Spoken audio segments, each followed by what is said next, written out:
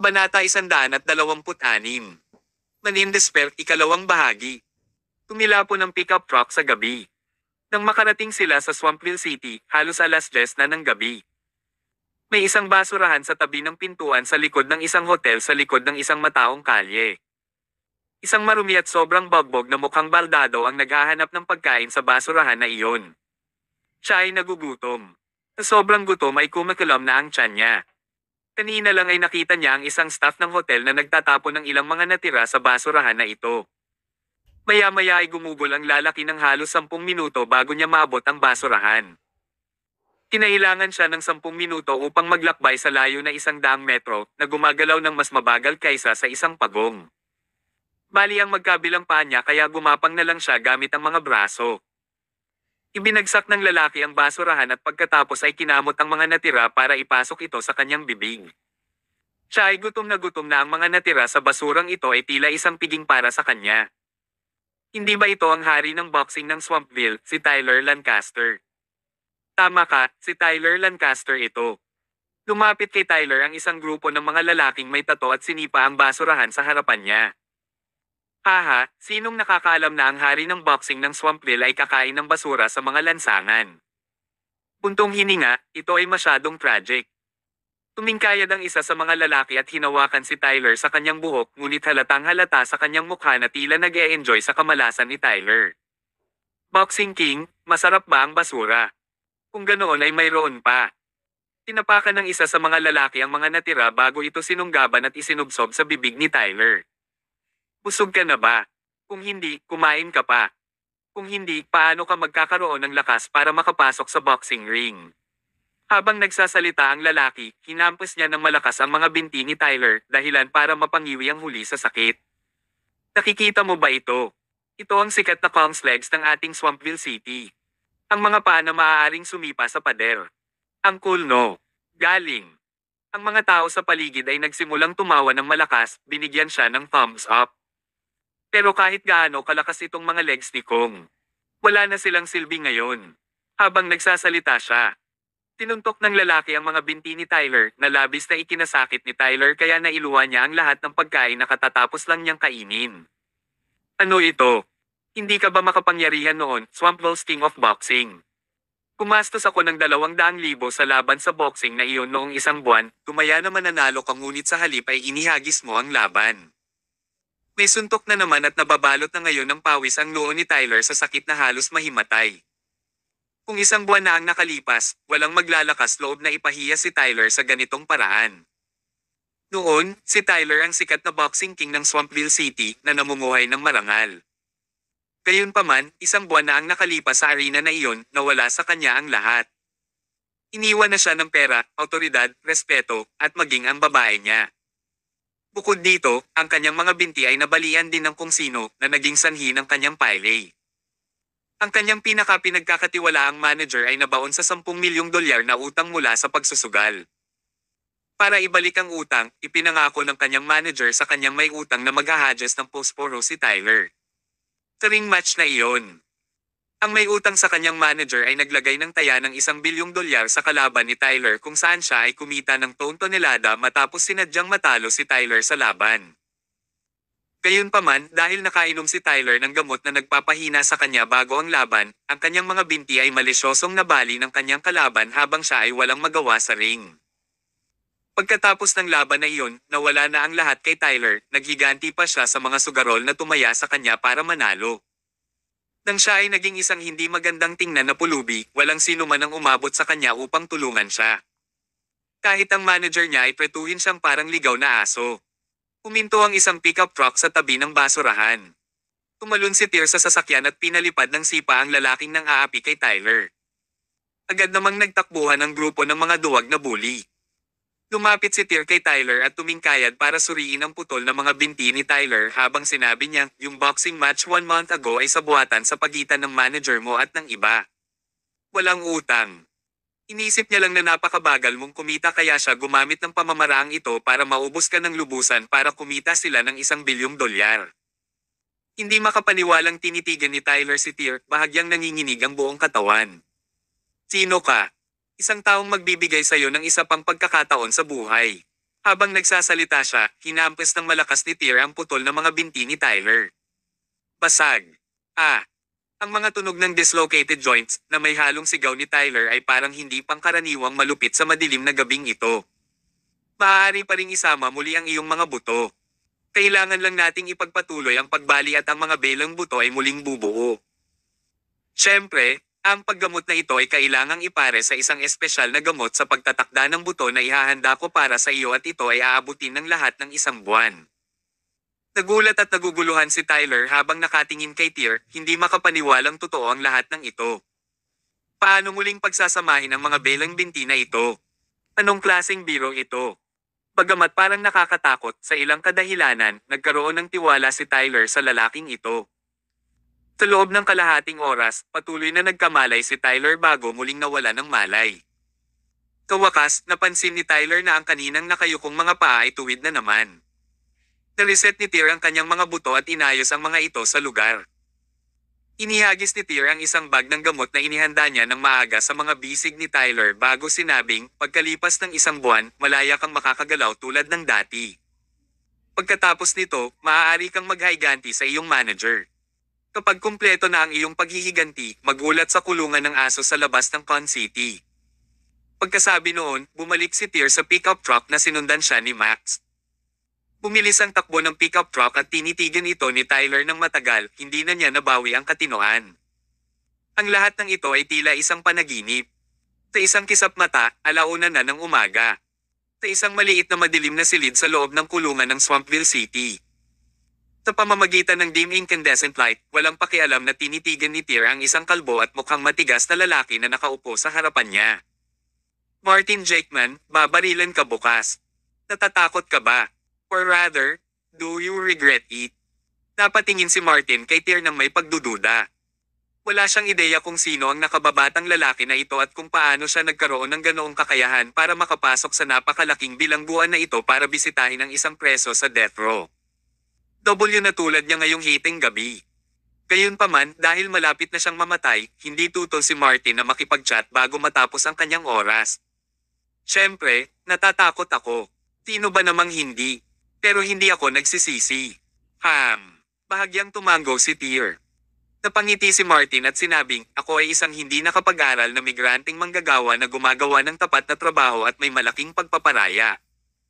Ngunit kahit na ang mga golem ay may galit, hindi ka ba sumasang-ayon? Kaming grupo ng mga tapat na migranteng manggagawa ay nagsusumikap sa site para sa isang buong taon pero sa huli. Hindi lang ang kontraktor na iyon ang tumanggi na magbayad sa amin. Nag-ipon pa siya ng grupo ng mga tao at napilayan din ang kontraktor na iyon at pinatay ang asawa ko, kaya sabihin mo sa akin, sino ang makakapagparaya sa ganoong bagay? Habang nagsasalita siya, duguan ang mga mata ni Martin at nangingilid ang mga luha sa mga ito. I'm not very old, barely in my 30s.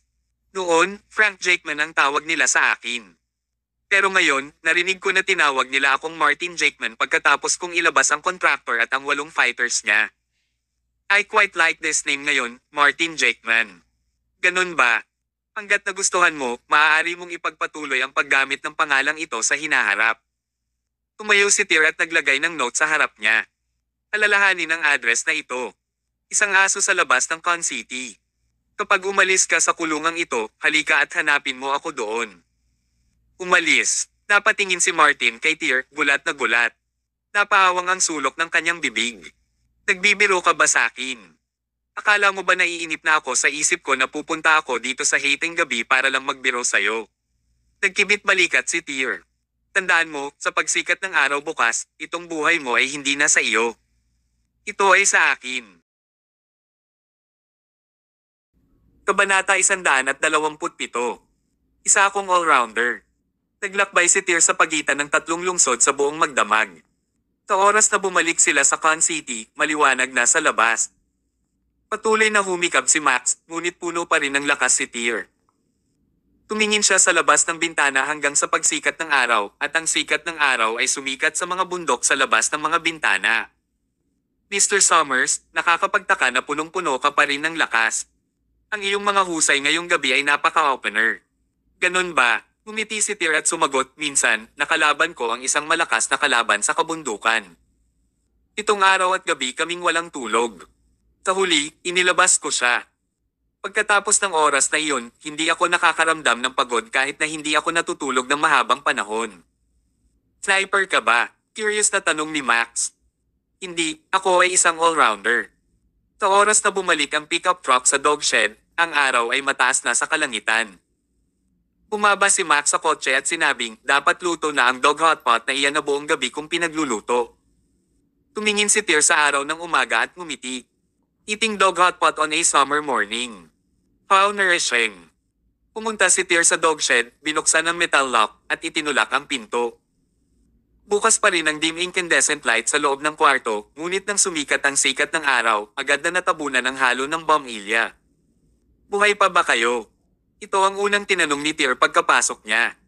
Pagkatapos noon, nakita niyang puno ng dugo si Stephen habang nakadapa sa kanya.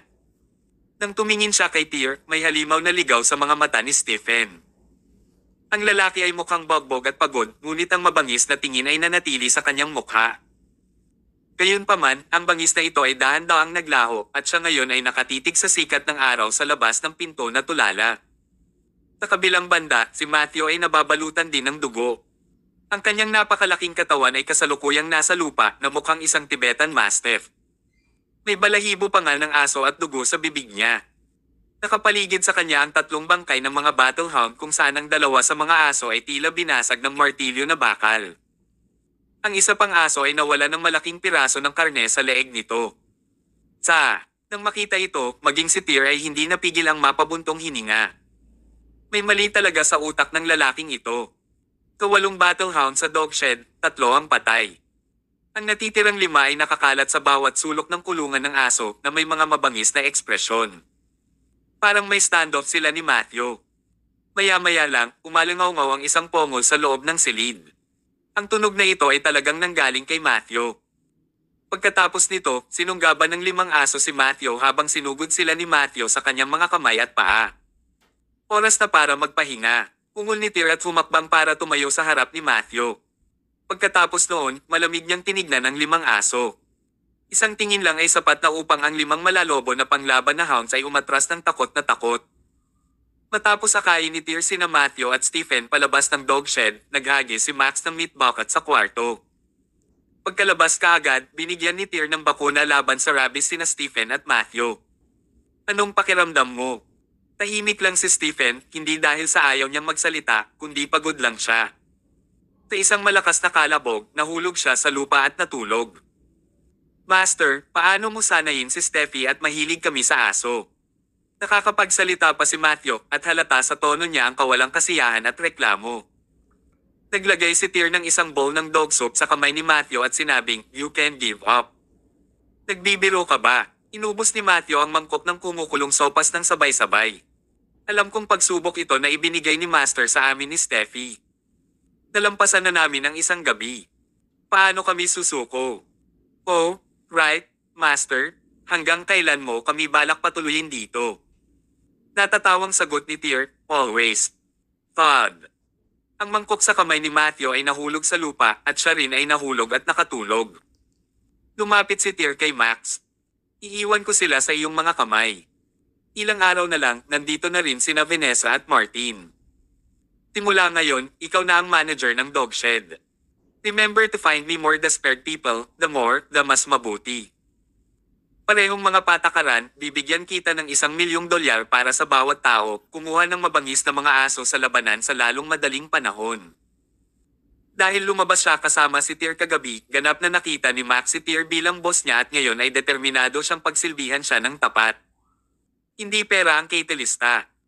Ang kanyang intuition ay nagsabi sa kanya na ang binatang ito ay nakapagdala sa kanya sa isang lugar at nakamit ang isang bagay na malaki. Ito ang pangarap ng bawat lalaki. Huwag kang mag-alala, Mr. Summers. Bigyan mo ako ng 2 buwan at padadamihin ko ang mga tao sa dog shed ng 10 beses. Napakaraming desperadong tao sa mundong ito. Mabuti. Tinapik ni Tyr ang balikat ni Max bago nagsulat ng Race 8 at isinilid sa kamay ni Max. Ipunan ng mga sangkap ayon sa Race 8 na ito at gawin itong paste. Ipamahagi ito sa mga tao sa kulungan ng aso. Nakuha mo, Mr. Summers. Sa loob ng halos kalahating buwan pagkatapos noon, wala pa ring mga palatandaan ng pagkilos mula sa pamilya Hill. Bahagyang nagulat si Tyr sa antas ng kanilang pagpapaubaya at nagsimulang maghinala na ang pamilyang Hill ay natakot na palayo. Gayunpaman, ang mga langgam na tulad nito ay hindi gaanong inaalala para kay Tyr. Sa panahong ito, sa pamamagitan ng katanyagan na nakuha mula sa mga nakaraang insidente, ang mga produkto ng Autumn Field Group ay kilala na ngayon sa buong Riverdale Province. Dumami ang mga brand na naghahanap ng pakikipagtulungan sa Autumn Field at patuloy lang silang lumalago sa negosyo. Bilang karagdagan, ang feedback sa merkado mula sa mga produktong ibinigay ng Autumn Field sa malaking kumpanya at ang Smith Group ay napakahusay din. Ngayon, ang Autumn Field ay lumago mula sa isang maliit na kumpanya ng paggawa ng damit tungo sa isang malaking pabrika ng pagproseso ng damit. Bilang karagdagan, natupad ni George ang kanyang unang pangako kay Winifred at dinala ang ilan sa kanyang mabubuting kaibigan sa kanilang mga pabrika. Nakuha ng Autumn Field ang kanilang mga pabrika na may angkop na presyo at pinalawak ang laki ng kanilang grupo. Ang laki ng Autumn Field Group ngayon ay matagal nang nalampasan ang laki ng kung ano ang ZA Group. Kaya naman, mula noong ilang araw na nakalipas, sina Winifred at George ay nagsimulang maghanda para sa susunod na plano ng pag-unlad ng Autumn Field Group. Pinaplano nilang magbukas ng mga channel sa pagbebenta sa buong Riverdale Province sa mga darating na buwan. Pagkatapos noon, kapag naabot na nila ang kanilang mga ninanais na resulta sa pamamagitan ng iba't ibang paghahambing ng data, maaaring magsimula ang Autumn Field ng mga paghahanda para ilunsad ang kanilang brand at magbukas ng mga specialty na tindahan. Pagdating ng panahong iyon, hindi na magiging pabrika ng pagpoproseso ng damit ang Autumn Field para sa ibang ngunit magiging isang kumpanya ng damit na may sariling tatak. Ang pagse-set up ng sarili niyang brand ng damit ay palaging pangarap ni Winifred. Ito rin ang paraan kung paano makakalabas ang Autumn Field sa kanilang comfort zone at pumasok sa international market sa darating na 10 taon. Kabanata 128. Charlotte Fisher. Ang bawat may-ari ng negosyo, anuman ang kanilang industriya, ay may mga pangarap na gawing internasyonal ang kanilang kumpanya at tatak. Winifred ay walang exception. Ang akala niya noon ay panaginip lamang, ngunit ngayon ay napagtanto niya na hindi ito maaaring maabot. Upang makapag-set up ng sarili niyang brand, inilagay ni Winifred ang lahat ng kanyang pagsisikap at kaalaman sa kanyang trabaho sa panahong ito upang maghanda para sa malaking hakbang na iyon. Nagbukas sila ng mga channel sa pagbebenta sa lahat ng dako sa lalawigan ng Riverdale hanggat maaari at ginawa ang lahat ng kanilang makakaya. Upang makakuha ng mga proyekto ng pakikipagtulungan sa maraming kumpanya ng damit sa Tacoma City. Kung ang mga proyektong ito ay matagumpay at maaaring makakuha ng positibong feedback sa merkado, iyon ang magtatakda ng pundasyon para sa Autumn Field Group kapag sinimulan nila ang kanilang brand. Gayunpaman, kung sila ay nabigo, ito ay magdadala ng malaking pagkalugi sa Autumn Field Group. Gayunpaman, maging si Winifred, Joseph, o ang iba pang mga executive ng pamamahala sa Autumn Field, lahat sila ay tiwala sa planong ito. Ang kanilang mga produkto ay nakatiis sa mga pagsubok sa merkado, kaya imposibleng mabaygo. Ang Tacoma City ay bahagi rin ng Riverdale Province. Ito ay isang malaking lungsod sa lalawigan ng Riverdale, at ang lugar at kaunlaran ng ekonomiya ay pangalawa lamang sa Prime City. Bukod dito, ito rin ang pinakamalaking lokasyon ng pamamahagi ng damit sa buong timog na rehiyon. Kung ikukumpara sa Con City, ang fashion market dito ay mas malaki ng ilang fold. Ang pagkakaiba lang ay ang Tacoma City ay may halo ng maraming brand, habang ang Con City ay pangunahing nakatuon sa mga mararangyang high-end na brand. Ito rin ang dahilan kung bakit pinili ng malaking kumpanya na pumasok sa merkado ng kanilang bansa sa pamamagitan ng Con City sa halip na sa Tacoma City. Habang ang Autumn Field Group ay abala sa pagtahak sa kanilang landas patungo sa pag-set up ng isang bagong brand. Sa loob ng silid ni Chris Hill sa mansyon ng Hill, isang mapagmataas na dalagang nakatayo na humigit kumulang 160 sentimetro ang taas ay tumingin kay Chris habang nakahiga ito sa kanyang kama. Ang kanyang hindi napakagandang mukha ay ganap na madilim. Nakatayo sa tabi niya si Carl Hill na hindi inaasahang nagkaroon ng kaba sa mukha sa walang ibang dahilan kundi ang babaeng ito na si Charlotte Fisher. Bagamat ang dalagang ito ng pamilya Fisher ng Prime City ay kanyang manugang, si Carl ay natatakot pa rin sa kanya. Sa kama, ang buong katawan ni Chris ay ikinabot ng mga bakal na pako at splints. Maliban sa kanyang mga mata at bibig, wala na siyang ibang magawa. Desperado niyang tinitigil ang asawa at parang mahina ang boses nito habang nagsasalita, Sweetheart, kailangan mong ipaghiganti ako. Malinaw pa rin ang isip ni Chris at mahirap isipin kung paano niya ito nalampasan sa buong oras na ito. Ngayon, tuluyan na siyang nawala ng pag-asa para sa sarili niyang buhay.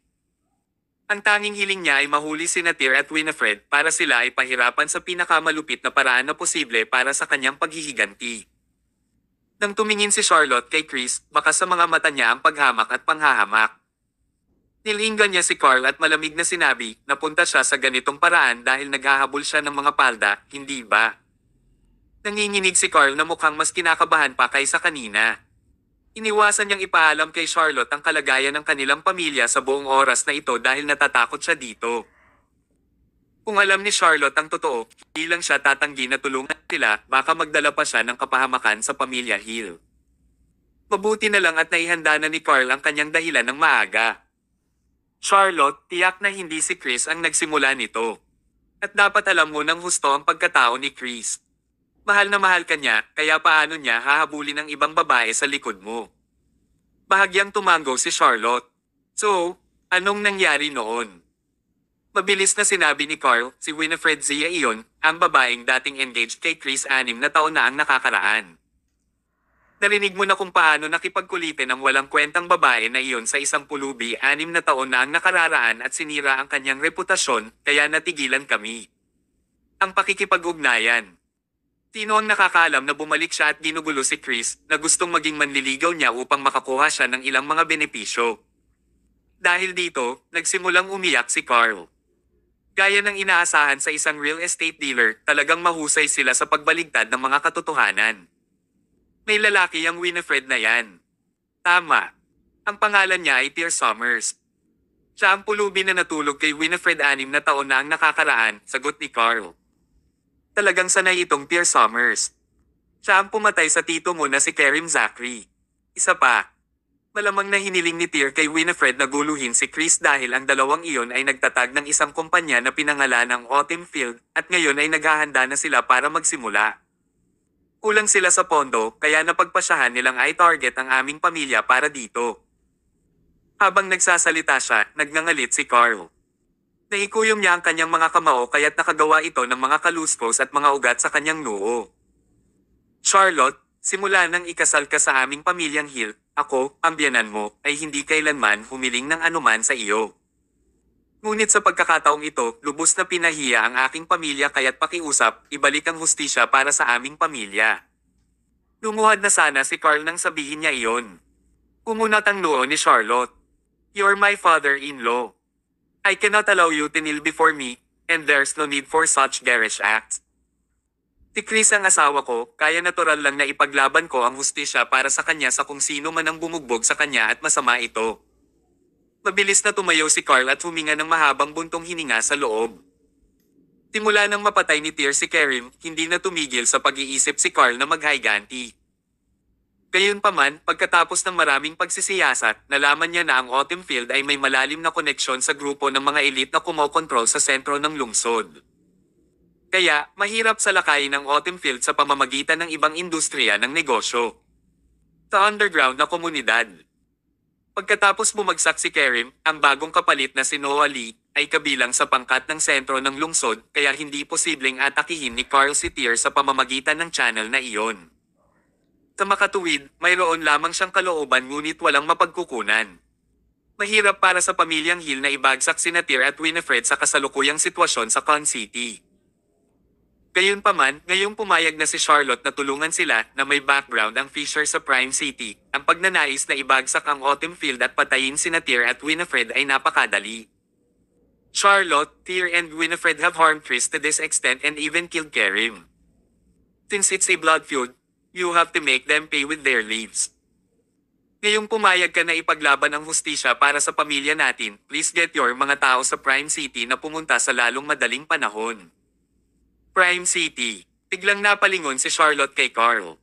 May hindi maipaliwanag na lamig sa boses niya. Sinusubukan mo bang gamitin ang kapangyarihan ng pamilya ko para harapin itong Autumn Field? Sa loob-loob ay kinilig si Carl. Kahit kinakabahan siya ay tumango siya. Haha, malamig na tawa ni Charlotte. Karapat-dapat bang pakilyusin ang kapangyarihan ng aking pamilya sa isang simpleng autumn field? Kabanata 129. Ang mga tao ay nahahati sa tatlong klase. Si Charlotte Fisher ay walang magandang figure at ang kanyang hitsura ay karaniwan. Kung ang isang babaeng tulad nito ay ipinanganak sa isang karaniwang pamilya, hindi siya seseryosohin ng lipunan. Gayunpaman, siya ay mapalad na ipinanganak sa pamilyang Fisher sa buhay na ito. Naging tadhana na sa kanya ang pagiging di mapigil na mayabang mula sa murang edad. Madaling dumating sa kanya ang awtoridad. Kaya naman, talagang hindi niya hiniling ang background ng kanyang pamilya para suportahan siya dito. Gayunpaman, iba ang iniisip ni Carl. Nakaranas siya sa lipunan, kaya alam niya kung paano husgahan ang isang sitwasyon. Charlotte, kahit si Kerim ay nawala ng buhay sa mga kamay ni Tyr. At saka, ang mga chismis na kumakalat ngayon sa Con City tungkol kay Noah Lee na mayroong isang hari na sumusuporta sa kanya ay maaaring Tyr Summers lang. Kaya, para matiyak na walang mangyayaring masama, mas mabuti kung makuha mo ang iyong tinapos ng mga eksperto ng pamilya at tapusin si Tyr. Tumahimik ka. Ang biglaang pag-ungol ni Charlotte ay agad na nagpatahimik sa kanyang biyenan. Maaari bang ikumpara ang nasa ilalim ng lupa sa mga nasa itaas? Ito ang dahilan kung bakit hindi nagawang apihin ng pamilya mo sa Hill si Drake Tucker at ang kanyang grupo upang maabot ang tuktok pagkatapos ng maraming taon. Dahil masyado kang umaasa kay Kerim Zachary. Ngayong patay na siya, ito ay talagang isang magandang bagay para sa iyong pamilya. Inis na inis si Carl. Si Kerim ay tiyuhin pa rin ni Chris kahit na ano, ngunit pinatunog ni Charlotte na siya ay isang random na tao. Labis na ikinagalit nito si Carl, ngunit hindi siya naglakas loob na ipakita ito. Ang mga tao ay nahahati sa tatlong klase. Ang mas mababang uri ay gumagawa gamit ang kanilang mga kamay, ang nasa gitnang uri ay gumagawa sa kanilang isip, at ang mga nasa itaas na uri ay gumagawa ng ibang tao. Si Kerim ay nasa mababang uri habang ang biyenan, ikaw ay halos nasa middle class, gayunpaman, si Drake Tucker at ang kanyang grupo ay nasa upper class, naiintindihan mo ba? Nagulat si Carl. Napangisi si Charlotte. Sa bawat lungsod, ang mga tao sa ilalim ng lupa ay ang pinakamababang pag-iral sa mundo. Tanging ang mga taong tulad mo na nasa isang lugar sa gitna ay isugal ang lahat sa isang taong tulad ni Kerim. Hindi nakakagulat na ang pamilya ng Hill ay hindi maihahambing kay Drake. Maaaring itayo ni Drake ang sentro ng lungsod. Ngunit hindi mo kakayanin ang isang bagay na ganoong sukat kahit gaano kahusay ang isang tao na lumaban. Siya ay isang mandirigma lamang at sa bawat malaking pamilya tulad ng sa amin sa Prime City, mayroon kaming maraming mga ito. Mga uri ng manlalaban. Kung gusto mong makaganti, hindi mo lang maiisip na makipagkita sa kanila at labanan sila ng pisikal para makapatay ng damo, dapat mong bunutin ang mga ugat nito hindi para pumatay, kundi para mawalan ng pag-asa. Sa sandaling iyon, tila nabaligtad ang mga tungkulin ni na Charlotte at Carl. Parang si Charlotte ang nakatatanda sa ganitong sitwasyon. Ngunit paanong hindi alam ni Carl ang mga prinsipyong sinabi ni Charlotte? Nakita pa niyang medyo nakakaaliw ang ginawa ni Charlotte sa pagpapakita ng kanyang kawalan ng kakayahan sa isang connoisseur na tulad niya. Gayunpaman, hindi siya makatawa ngunit maaari lamang magpanggap na may sensinang nakikinig na parang isang Alapiers. Charlotte, kailangan mong pagbayarin si Tyr at Winifred ng pinakamabigat na presyo kahit anong mangyari. Umuso si Charlotte. I don't need you to me at how I do things. Nasabi ko na si Chris ang asawa ko, kaya ipaglalaban ko talaga ang hustisya para sa kanya. Pero ngayong baldado na siya, pumunta ka at ihanda mo ang mga papeles sa diborsyo at nilagay niya ang fingerprint niya. Pagkasabi nun, tumalikod na si Charlotte para umalis. Nang makalayo siya, hindi niya pinabayaan si Chris kahit isang sulyap. Nakaugat si Carl sa lugar na parang posteng kahoy. Nag-iingay ang utak niya. Paano napagpasyahan ni Charlotte na hiwalayan si Chris ng ganoon kadali at walang awa? Pakiramdam ni Carl ay nanghina ang kanyang katawan. Ngayong nawalan sila ng Kerim at malapit nang mawala ng suporta mula sa pamilyang Fisher ng Prime City, ang kanyang pamilya sa Hill ay maaaring humarap sa isang malaking sakuna.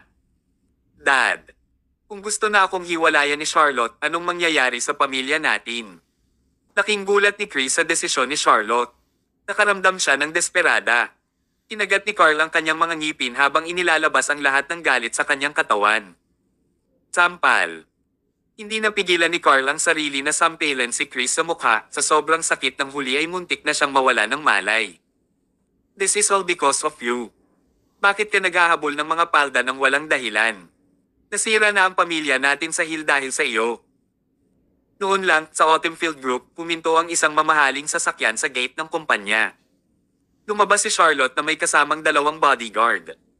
Pinigilan sila ng mga security guard gaya ng dati, ngunit ang mga bodyguard ni Charlotte ay pumunta na para magbukas ng komportableng daan para sa kanya. Nang mga sandaling iyon, nasa loob ng opisina ng presidente ng kanilang kumpanya building si Winifred, nagsusuri ng iba't ibang proyekto. Itinulak ang pinto at pumasok si Graham na nakakunot ang noo. President Zia, may isang agresibo na babae sa labas na humihiling sa iyo. Hindi siya napigilan ng security at tinawagan ko na si Manager Summers para magmadali. Wala si Tyr sa Autumn Field ngayon dahil nagtungo siya sa dog shed. Sa panahong ito, nagpakita sina Vanessa at Martin sa kulungan ng aso habang si Max ay nakahanap ng maraming iba pang tao para kay Tyr. Palaki ng palaki ang kulungan ng aso. Bahagyang kumunat ang noo ni Winifred at nagtanong, sino siya? I'm not sure. Pero sa itsura niya, parang nandito siya para sa gulo. Makapangyarihan ang mga bodyguards na dinala niya. President Zia, dahil wala pa si Manager Summers, gusto mo bang magtago? Tago. Natarante si Winifred. Ito ang kanyang kumpanya, kaya bakit siya magtatago? Itinulak ang pinto ng opisina ng sandaling iyon at pumasok si Charlotte kasama ang kanyang 2 bodyguard. May hindi maipaliwanag na aura na parang isang mabangis na hayop ang pumasok sa kanyang opisina. Kung walang pahintulot ni President Zia na pumasok, pakihintay sa labas, agad na lumingon si Graham at sinabi kay Charlotte. Gayunpaman, ang isa sa mga bodyguard ni Charlotte ay lumapit at sinipa si Graham bago siya kinaladkad palabas ng silid. Sumunod sa likuran nila ang ibang bodyguard para magbantay sa labas, isinara ang pinto sa likod niya. Tanging si Charlotte at Winifred lang ang naiwan sa opisinang iyon. Habang kaharap niya ang hindi kaakit-akit na babaeng ito na nag-uumapo sa buong pagkatao niya, hindi inaasahang nakaramdam ng kaba si Winifred. Mabigat ang kapaligiran habang pinag-aaralan ni Charlotte si Winifred. Maya-maya, sumili ang isang malabong ngiti sa mukha ni Charlotte. As expected of real beauty. It's no wonder na madali mong makulam ang mga lalaki. I hate which like you the most. Napakunot ng noo si Winifred. Ang babaeng ito ay nagbibigay sa kanya ng isang kakila-kilabot na unang impresyon at ang kanyang pagmamataas ay ginawang hindi komportable si Winifred. Sino ka at ano ang gusto mo? Napangisi si Charlotte. My name is Charlotte Fisher, the young Miss of Prime City's Fisher family. Si Chris Hill ang asawa ko. Kabanata 130. Hindi dapat manggulo ng iba ang babae. Sa katunayan, nahulaan na ni Winifred ang pagkakakilanlan ni Charlotte mula pa noong una. Gayunpaman, nang si Charlotte mismo ang nag-anunsyo, nakaramdam pa rin ng kaba si Winifred kahit na ano. Nasa punto na ngayon ang Autumn Field at ang pamilyang Hill kung saan ang pagkawasak ng alinmang partido ang makakaluta sa kanilang mga hindi pagkakaunawaan. Dahil si Charlotte ay personal na pumunta dito upang kondenahin si Winifred, walang magandang lalabas dito. You don't have to be so nervous. Kung may gusto sana akong gawin sa'yo, kanina ko pa ginawa. Habang nagsasalita siya, itinuro ni Charlotte ang upuan sa likod ng mesa. Maupo tayo at mag-usap. Ngayon, parang si Charlotte ang may-ari ng opisinang ito. Tuluyan na niyang siniil ang aura ni Winifred. Napaupo si Winifred habang namumuo ang pawis sa kanyang noo. Anong gusto mo? Ano sa tingin mo ang gusto ko? Tanong pabalik ni Charlotte bago magsindi ng sigarilyo ng babae at kumuha ng draw. Lubos na napilayan ng iyong lalaki ang aking asawa at pinatay ang tiyuhin ng aking lalaki. Ang sabi ng aking ama-in-law, Carl Hill, nangyari ang lahat ng ito dahil inutusan ka ng lalaki mo na akitin ang asawa ko para mapakinabangan mo siya. Gayunpaman, ang aking asawa ay nag-aatubili at iyon ang dahilan kung bakit ninyo siya nilumpo. Dahil dito, agad na tumayo si Winifred dahil sa pagkabalisa. Kalokohan. Hehe, hindi mo naman kailangang mapagod. Nagpabuga ng usok si Charlotte na nagbigay kay Winifred ng kalahating pusong ngiti. Ako, si Charlotte Fisher, ay hindi walang alam. Alam ko kung ano ang personalidad ng basura ng isang asawa ko kaysa sa kanyang ama. At alam ko kung anong uri ka ng tao, Winifred, mula sa iyong mga file. Kaya hulaan ko na ang asawa ko ang unang lumapit sa iyo, sinusubukan kang gawing manliligaw sa likod ko, ngunit ayaw mo upang ang si Chris Hill ay nambubuli sa iyo gamit ang kanyang autoridad. Gayunpaman, wala siyang ideya na ang iyong lalaki, si Tyr Summers, ay isang alpha wolf. Si Charlotte ay isang matalinong babae. Matagal na niyang nakita ang mga pukana ni Carl. Nakita na niya ang lahat ngunit pinili niyang huwag ipakita sa harap ng matanda.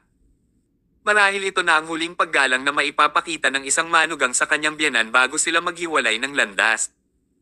Pero Winifred, that Chris Hill truly is a mabisyo, so be frank, matagal ko na siyang gustong hiwalayan. Hindi siya karapat-dapat para sa akin, hindi rin siya karapat-dapat para sa iyo. Pareho kayong gumawa sa akin ng isang pero may kasabihan na kailangan mong magpakita ng paggalang sa may-ari ng aso bago ito bugbugin, naiintindihan mo ba ang sinasabi ko? Agad na umabot sa lamig ang kapaligiran sa opisina. Si Charlotte ay naglalabas ng kakaiba at nakaka-pressure na aura. Umupo ulit si Winifred at sinabing, kung may gusto kang sabihin, sabihin mo lang. Hindi na kailangang magpatalo. Oo naman, diretso na ako. Tumayo si Charlotte. Chris went after you behind my back admittedly because you're prettier than me.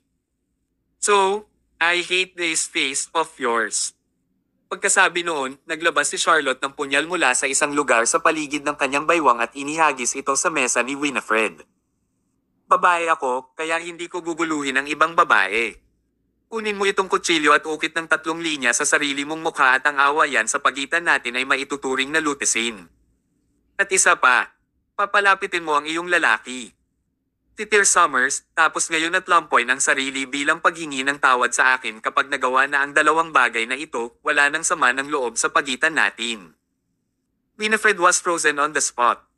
Anong mga uri ng mga kondisyon ang mga ito? Kung sinabi ni Charlotte na ang pagpapapangit ni Winifred sa kanyang sarili ay maaaring malutas ang sama ng loob, maaaring naisip ito ni Winifred.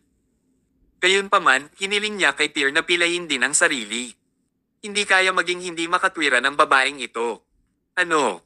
Ayaw mo bang sumunod? Pinutol ni Charlotte ang sigarilyo sa kanyang kamay at ngumiti. Hindi ka magdurusa sa mga kondisyong ito. Ako ang nagbibigay sa iyo ng pagkakataon.